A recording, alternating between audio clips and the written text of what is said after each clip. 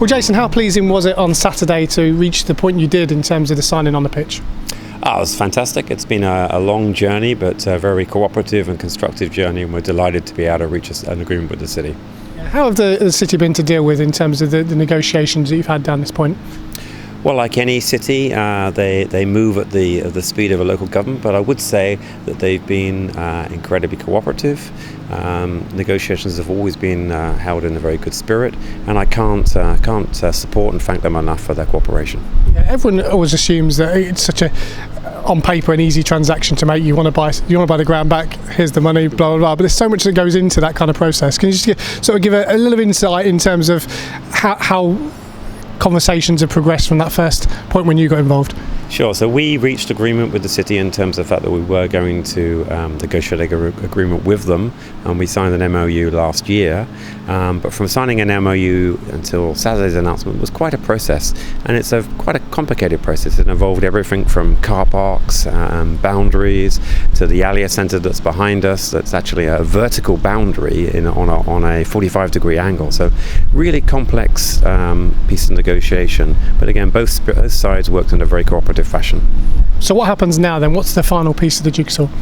Well, it's actually pretty straightforward now. We have a heads of terms of agreement between both parties.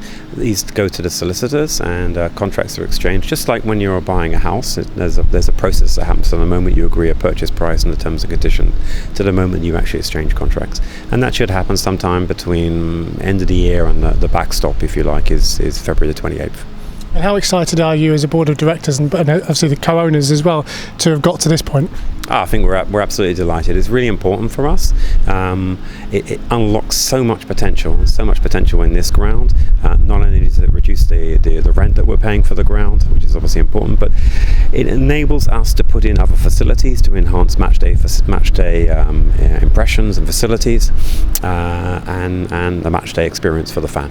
Yeah, because obviously, ultimately, you want to improve it as much as you can whilst you're here, and ultimately having it back in your own sort of authority means you can do that a little bit more easier. Yeah, I mean, we haven't ruled out whether we stay here or whether we move yet, and in the event that we were to move, it's a 5 to 10 year process in any case. So we're here for an extended period of time, if not indefinitely. So we need to be able to maximise the ground as it is. And obviously you've had meetings with the supporters. Obviously your co-owners have met the supporters in a forum structure. It's important that we canvass their opinion whatever the decision you reach.